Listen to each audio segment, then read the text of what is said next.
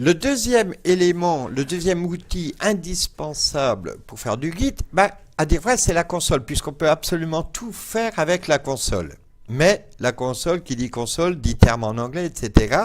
Alors, il existe des tas de tutos, y compris en français, qui expliquent un peu le fonctionnement, quoi, les lignes de commande qu'on peut faire en console pour faire du Git, faire ce qu'on appelle les commits, les push, les pull requests, etc.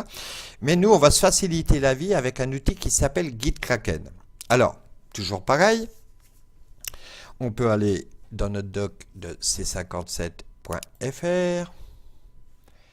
Ce sera plus simple. Doc, puisqu'il y a le lien dans la page de GitKraken.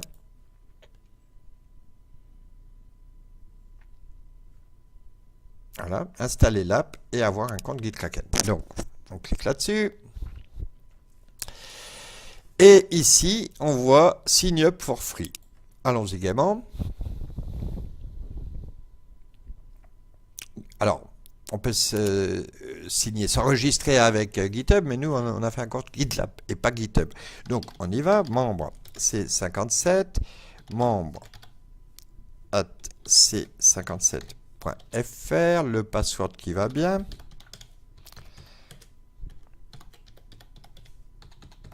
On est d'accord avec le règlement et on crée la compte.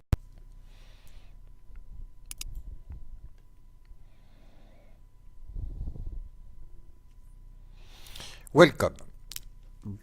Bien, ça veut dire que ça s'est bien passé et que nous avons notre compte. Je suis assez surpris, apparemment il n'y a même pas eu besoin.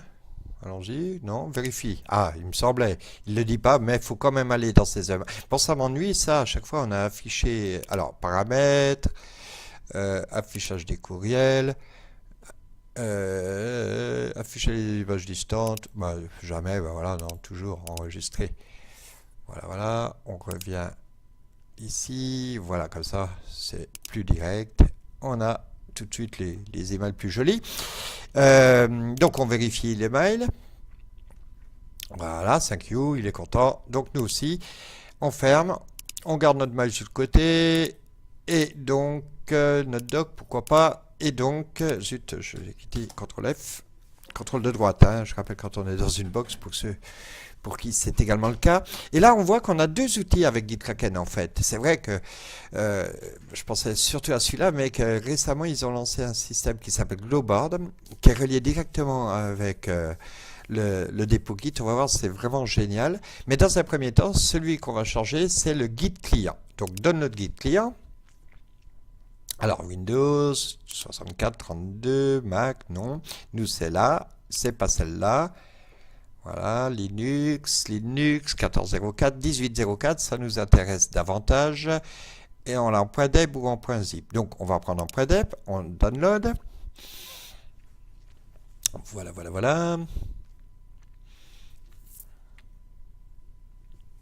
Pas l'impression que ça se mette vraiment en route. Alors, comme il le dit si bien en anglais, your download should start automatically.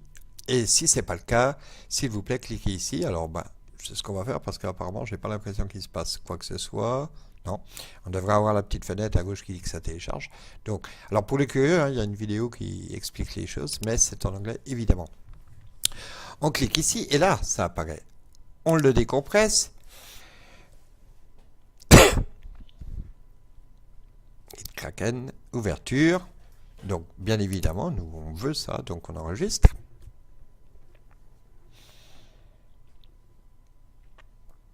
Et je crois qu'on va plus avoir besoin de cette fenêtre, donc le temps qu'il se lance, on va fermer. Ce deuxième outil, on pourrait le télécharger ici, mais en fait, ils sont liés les deux. On verra pourquoi et comment après. Donc, on ferme aussi ici.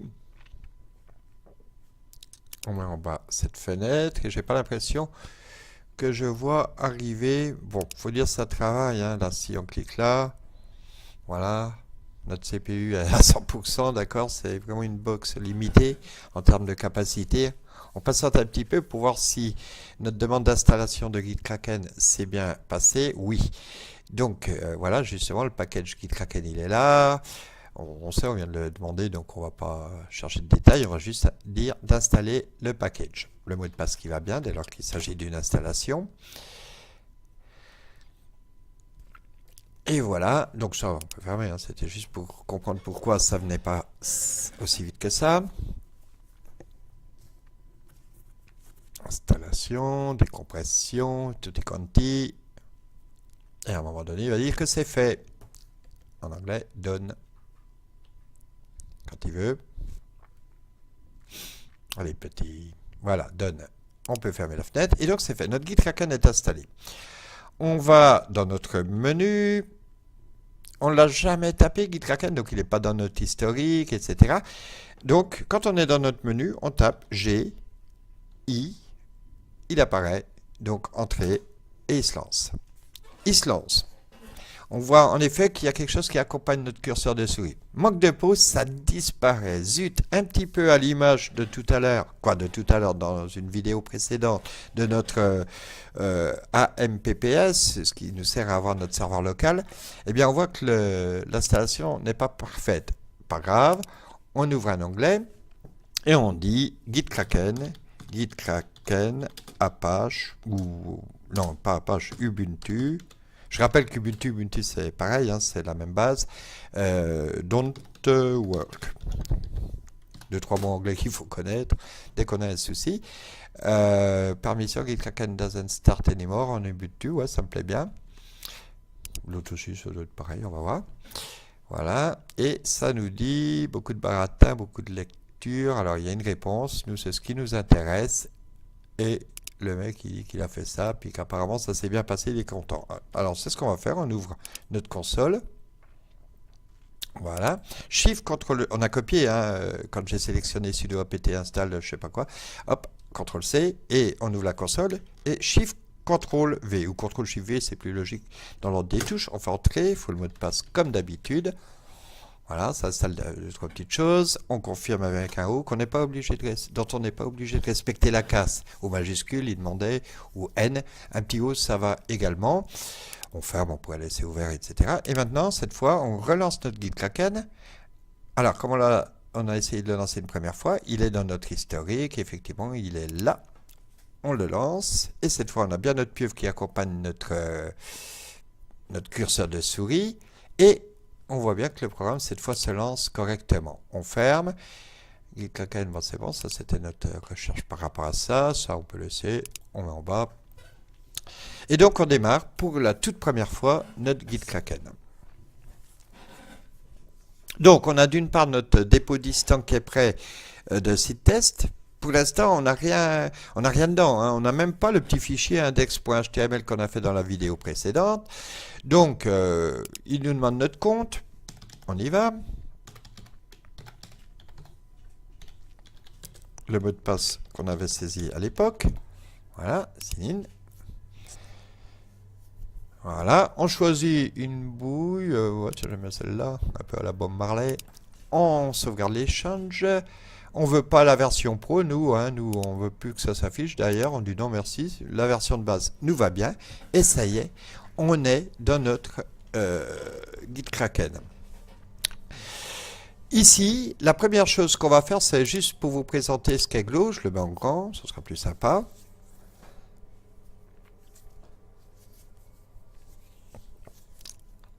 Voilà, c'est un petit gestionnaire de tâches. Alors, on va faire un nouveau starter. Ouais, comme ça, on a déjà des colonnes de fait. Alors, on voit ici hein, qu'on a To Do. Alors, on va la renommer. Et puis, on va l'appeler Affaires. Ouais, pourquoi pas. Bien joué, j'ai pas enregistré, j'ai rename. Voilà. Affaires. Entrée. Ouais, là, ça mémorise. Ici, rename, ça va être en cours. Voilà. Et ici, rename. Alors, fait, ça sert trop à rien parce qu'une fois que c'est fait, ben, on peut archiver. Donc après, ça disparaît d'ici, mais on y a toujours accès, mais c'est dans les archives. Par contre, moi, je préfère un truc contrôle.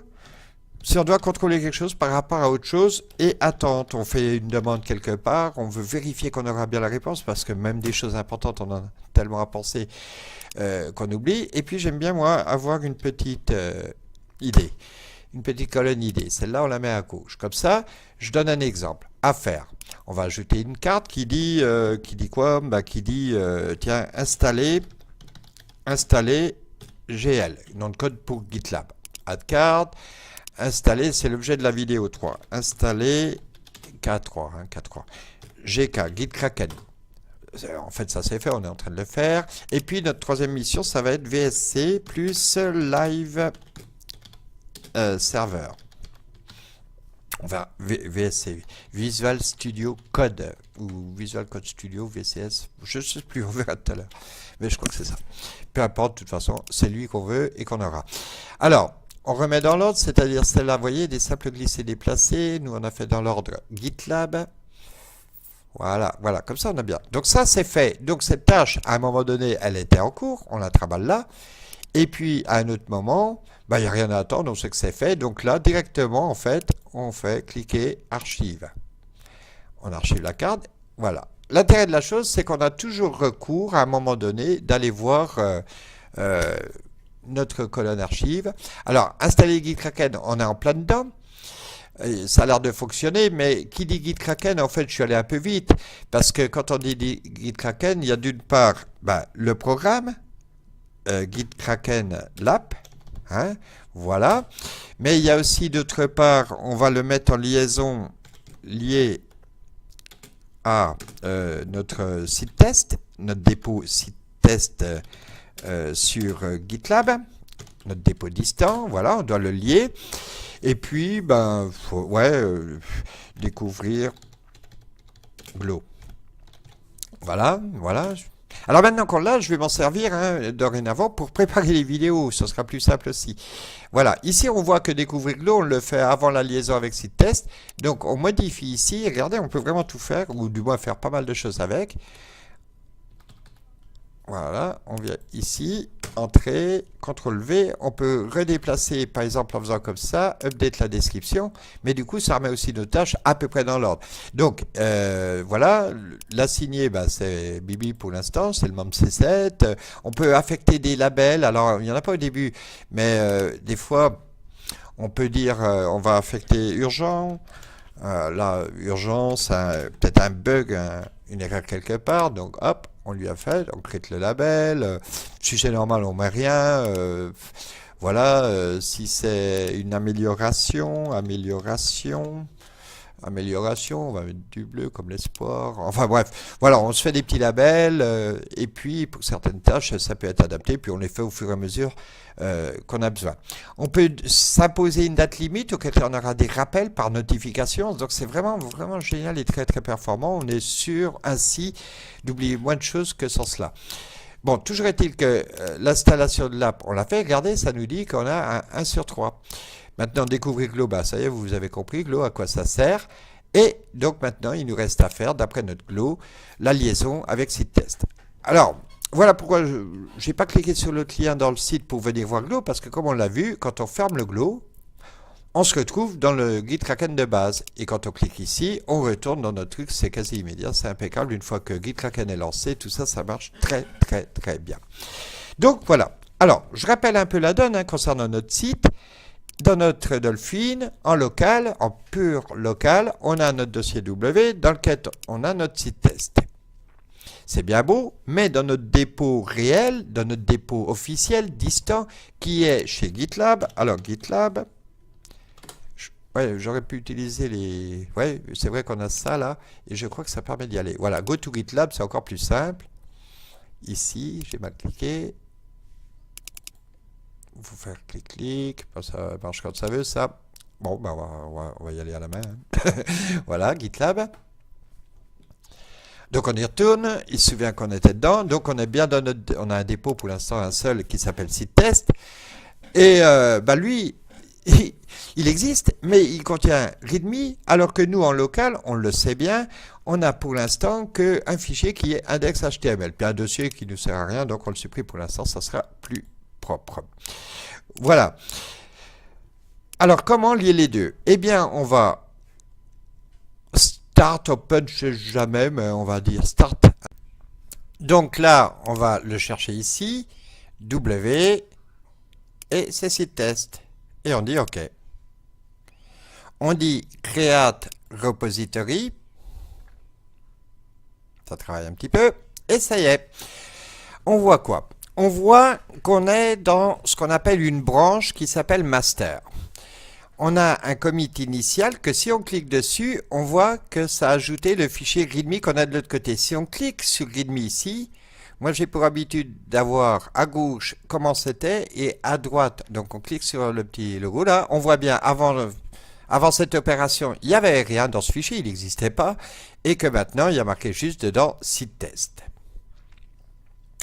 Et ça, c'est notre dépôt local. Hein. Pour l'instant, on n'a pas encore fait le rapprochement avec notre dépôt distant.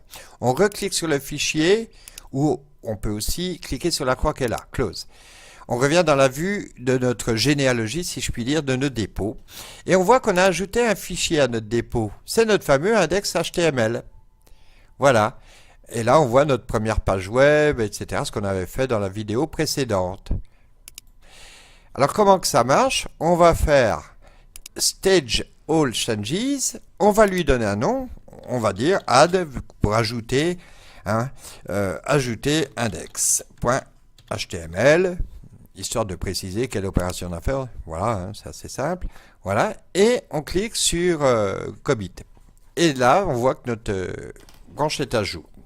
Concrètement, au niveau physique, on voit qu'on a ici juste F5. Alors, on ne le voit pas. Il faut faire CTRL, fichier caché. Alors, on voit le raccourci Alt plus point.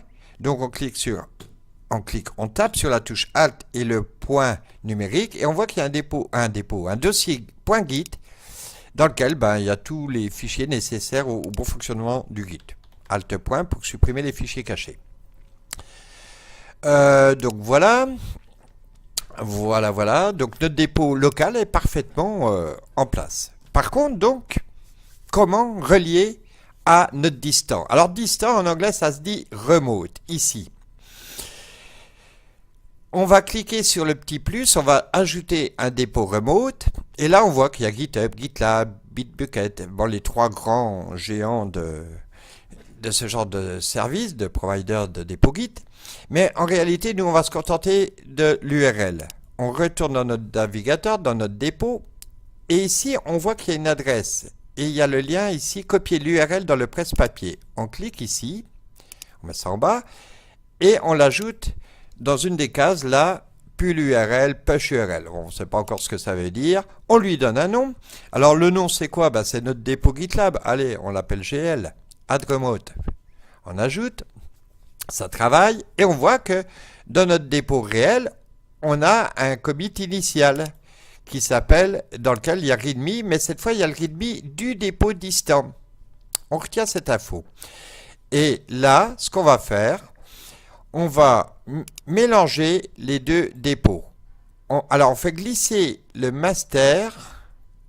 Alors non, avant de pouvoir faire quoi que ce soit directement de notre GitKraken sur GitLab, on doit véritablement associer notre application locale GitKraken avec le GitLab, le site GitLab. Et pour ce faire, on va dans Authentification. Voilà. Nous, c'est GitLab. Pour l'instant, voilà, ils ne sont pas connectés. Alors, on va le connecter à GitLab. Ça connecte, ça nous amène sur le site, sur l'API GitKraken qui veut connecter à GitLab. On continue l'autorisation. Et là, on confirme l'autorisation. On nous précise ce dont il va avoir besoin. Et on voit que maintenant, bien joué, j'ai dû me louper quelque part. J'ai associé avec GitHub. Je me suis trompé. C'est pas grave, on va laisser ça. Encore que si on revient dans notre GitKraken, là je comprends pas bien. Bon, parce que j'ai bien fait. Je vois que c'est GitLab. Bon, ça a dit que bon, écoutez, on va laisser. Pourtant, il me semble qu'il a affiché GitHub. J'ai fermé la fenêtre comme un crétin. Shift Ctrl T pour la faire réapparaître. Success. Ah oui, non, c'est moi qui m'a lu ou je sais pas. Enfin, c'est bien GitLab qui est associé à notre code GitKraken, tout va bien. Alt Tab hein, pour passer d'une appli à l'autre. Et donc ça y est, notre compte, notre application GitKraken est connectée avec le site GitLab. Par contre, il faut en plus ce qu'on appelle une clé SSH. D'habitude, c'est une demi-heure de commande en ligne de commande. Ici, un seul clic. On attend quelques secondes. Si j'ai bien cliqué, ouais, c'est bon. SSH qui est ajouté. Et cette fois, on va constater que c'est véritablement bien connecté. L'intérêt de la chose, c'est que maintenant, on peut faire des tas d'opérations entre nos deux dépôts. Alors, on va fetch all pour bien synchroniser tout. Et la toute première chose qu'on va faire, c'est pour avoir une sorte de copie, on va créer une branche ici qu'on va appeler dev. Entrée. Voilà, donc on a une deuxième branche qui s'appelle dev et notre branche master. Celle-ci, on va la supprimer, enfin c'est même pas la peine de la supprimer, on peut faire ici, clic sur master du dépôt distant et reset local here. Checking branche. Voilà, reset local here. Et on voit bien cette fois qu'on a nos deux dépôts, aussi bien celui sur GitLab que celui en local, qui sont synchronisés. Ils sont à la même hauteur ici. Dans notre dossier www site test, voilà. Ben voilà, on a readme. On voit au passage qu'on n'a plus notre index HTML. Fort heureusement, on avait fait la branche dev ici. Et là, ce qu'on va faire, c'est qu'on va mélanger les deux. Alors, on va pusher notre jambe dev, notre branche, je dis tout le temps jambe, c'est branche, notre branche dev. Voilà, c'est fait. On va lui setter le upstream peut-être avant. Voilà, oui, il faut passer dedans. On clique dessus. Voilà, on va vérifier que l'upstream il est bien connecté à GL, oui. Et puis voilà. Là, on a aussi bien en local qu'en réel notre jambe dev qui indique ceci. Et là, notre dossier index HTML est revenu. Et si on va sur notre dépôt, on actualise notre page. Voilà, on a bien notre jambe master où il y a le readme. Et si on regarde ici, j'ai pas dû pusher comme il faut. Ou alors CTRL F5. Voilà. Il y a peut-être un petit temps au tout début. Où je n'ai plus la connexion. Si c'est bon. Et là, si on clique ici dans les branches, on voit pas notre branche dev. Ça m'inquiète un peu. Voyons voir. Disait l'aveugle. Ah bah non, effectivement, il faut la pusher. On va la pusher. Submit. Je l'avais pas pushé. Voilà, là c'est OK. Et donc ici, dans notre dépôt distant, on actualise. Voilà. On a nos deux branches normalement. Oui, on a notre dev dans laquelle il y a notre fichier index, ce qu'on avait à l'époque uniquement en local. Alors on voit bien, il y a voilà, que si on clique dessus, on retrouve notre script, site test, notre première page web, les petits O qu'on avait mis ici, histoire de dire. Elle a été pushée il y a 35 secondes, 36, 37, ça défile. Et on voit bien ici qu'on est dans la branche dev. Par contre, ce n'est pas du tout le truc que je voulais ici. Je voulais, moi, qu'on voit véritablement les dossiers. C'est pas la bonne extension qu'on a là. Alors, ce qu'on va faire, hop, outils. J'en utilise une autre dans ma config. Outils, extension, voilà. Donc, en fait, on a vu que celle-là, elle marchait quand elle veut. Il me semble que c'est celle-là. Donc, allez, on la supprime. Les icônes, ça, c'est bien. Par contre, le TreeView 1.6, ben, c'est pas celui-là qu'on veut supprimer. On retourne dans le Webster Chrome.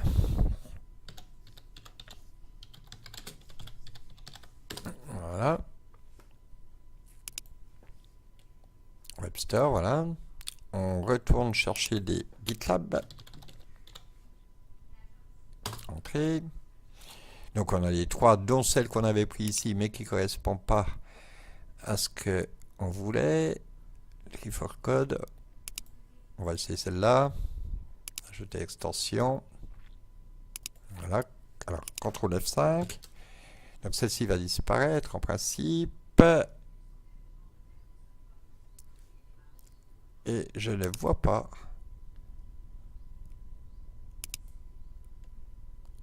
Non, ça doit être pour le code, le Visual Code Editor, quelque chose de lié à Visual Code. Ouais, on voit l'extension VS Code. Et alors, ce que ça apporte. Ouais, c'est déjà un navigateur dans les fichiers. Peut-être c'est bien celui-là, mais c'est pas ce qu'on veut, décidément. Donc, on retourne ici. Donc, ajouter un Chrome, évaluer. Celle-là, on la supprimera. C'est toujours pas la bonne. Alors, Tree View, c'est celle qu'on a. File icon, les scripts, les one-click download, les print. Le manager, ça, je sais que c'est bien le manager parce que ajouter l'extension. En plus, je sais qu'elle fonctionne.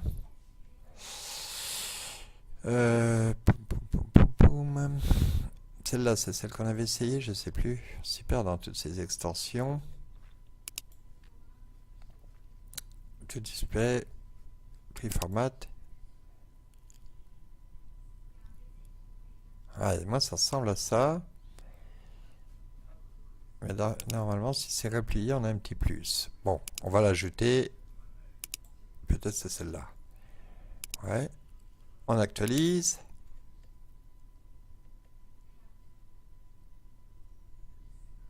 Non, je vois rien. Collapse. CTRL F5 au cas où. Peut-être elle a besoin d'un réglage.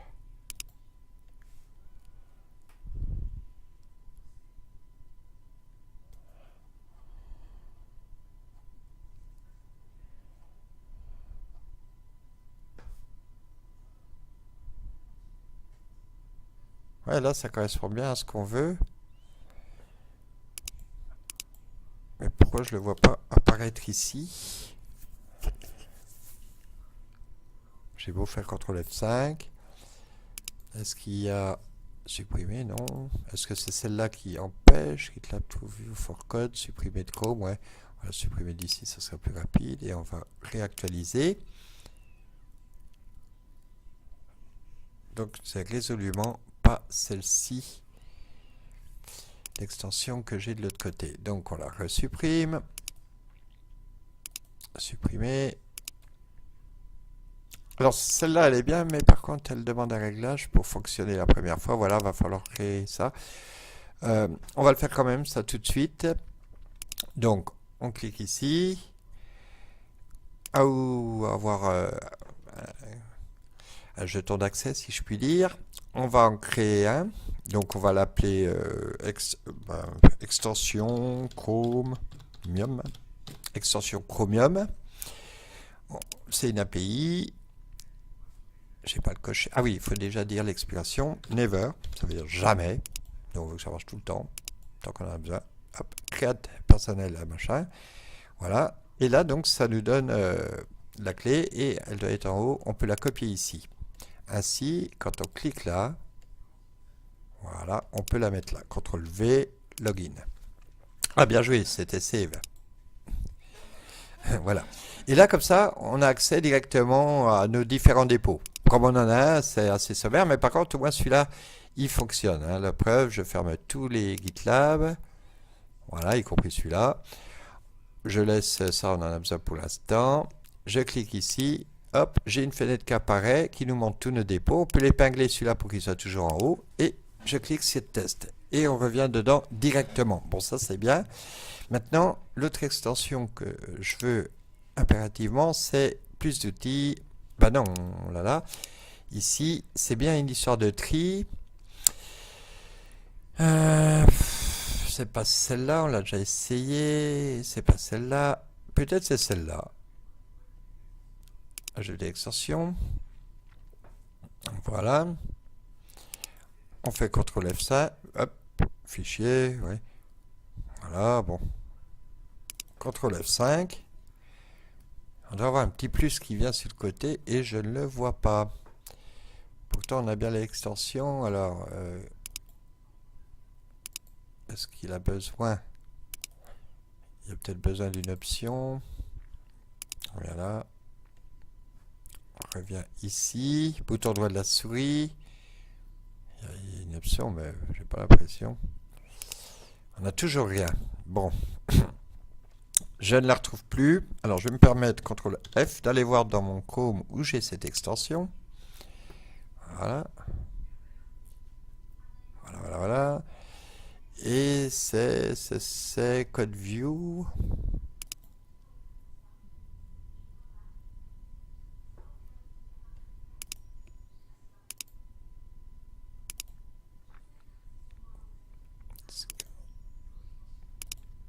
Ah, pardon, je l'avais pas vu, c'est ici. Donc ça, c'est le fameux GitLab Manager qui marche bien. Par exemple, si on va dans celui de C57, voilà.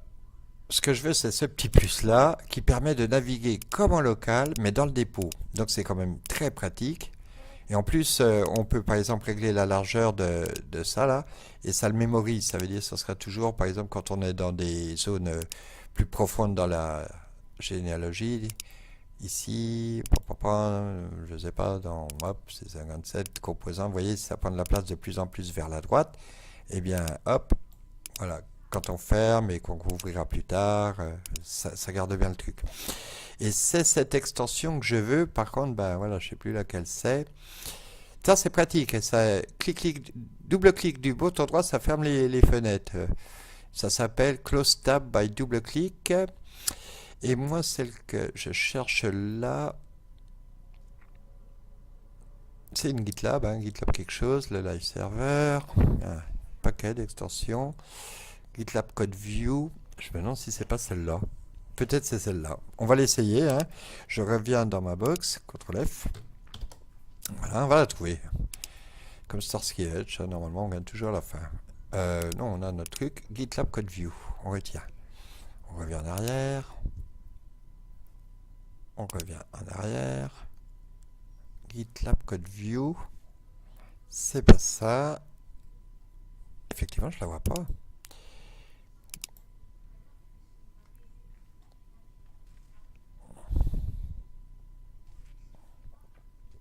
Bon, GitLab Code View. Bizarre, elle apparaît pas dans la liste. Donc j'avais de la chance. Ah oui, voilà, c'est celle-ci qu'on veut ajouter à Chrome. Ajouter l'extension, voilà. Donc celle-là, c'est notre manager. On garde, mais la plus utile, on l'a vu, c'est celle-là qui nous permet d'aller directement. Ça, par contre, on va la supprimer de Chromium. On en a déjà 3 en 2 minutes. Ça va bien. Mais donc, cette fois, on ferme, on ferme, on ferme, on ferme. On arrive dans notre support. Alors, par exemple, cette page-là, ici, outils, on s'en sert souvent. Donc, on va dedans. CTRL plus la touche D et Entrée. Et ça nous met un favori dans notre navigateur, à condition, on le verra, à condition bien évidemment d'afficher la barre de favoris, donc historique, favoris, je sais cette page est fait, CTRL-B, le raccourci, afficher, voilà, et là comme ça, pareil, hein, si celle-là on l'a pas d'ouverte, tiens je vais mettre celle-là pendant que j'y suis, CTRL-D, juste pour aller chercher mes mails, voilà. Ok, et ainsi donc on a un navigateur vraiment épuré à la base, mais qui nous permet d'avoir accès rapidement à tout ce qu'on veut. J'ai du mal cliquer. Voilà. Voilà. On peut aller par exemple dans notre dépôt direct. Ici. Voilà, site test.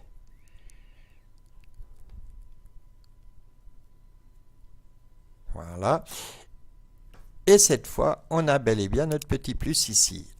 Voilà. Et comme on a pour l'instant dans notre jambe master juste un readme, c'est une sorte de fichier texte, on voit qu'on a le logo des fichiers texte. On voit aussi qu'on a un logo qui permet de télécharger ce fichier, si toutefois on ne l'avait pas en local. Mais quand on est dedans, dans notre guide Kraken, ben, on la voit aussi ici. Hein. Ici, si je refais clic-clic sur le master, et bien notre guide Kraken, hop, on a ce readme ici. Alors, pour bien comprendre, je vais mettre ça à droite, ça à gauche. Vous voyez, le premier intérêt, par exemple, notre site test, on n'a pas notre vrai site test, celui qu'on a programmé, on a juste ce qui est l'issue du dépôt créé directement dans GitLab.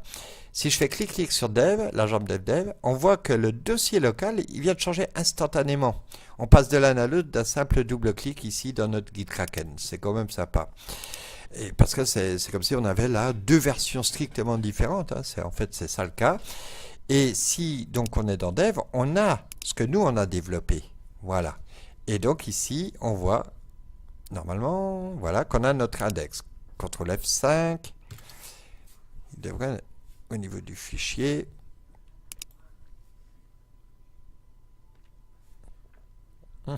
Apparemment, cette extension travaille que sur...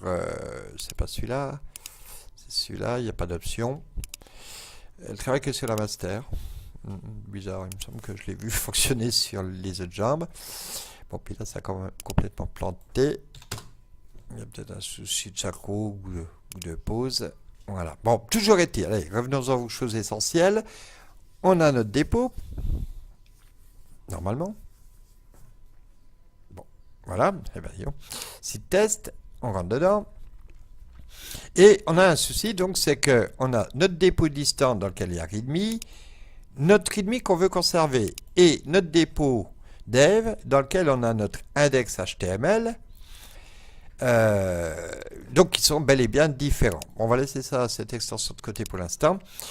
Et alors ça, comment on règle ça? Double-clic dans la barre des titres. On a plusieurs solutions. La première, c'est de faire un start pull request. Voilà. On va indiquer que notre job dev, on veut la fusionner avec notre job master. Add index.html. On signale ce qu'on veut faire et on crée le pull request. Voilà, le pull request a bien été. On a même un lien qui nous ramène direct. Mais bon, on fait un Alt Tab et on tombe ici. Si on actualise notre dépôt, CTRL F5. Voilà. Voilà. On va dans notre site test, dans notre dépôt à proprement parler. On voit qu'on a une demande de fusion. Elle était déjà affichée ici. On a une demande de fusion. On clique. Et ça nous dit qu'on veut ajouter le fichier add.html. On clique, anomalie est parti à cette occasion. Ça veut dire que moi je dois la retrouver ici. Est-ce qu'il faut que je me relogue? Oui, mais bon, c'est tout rempli, c'est pratique. Non, ça c'est... Ouais, c'était le lien de tout à l'heure. Ouais, c'est quand on n'est pas soi-même l'initiateur. Donc là, il nous dit, ben, apparemment, il y a une demande de fusion. Vous pouvez fusionner manuellement à l'aide de la commande. On veut combiner.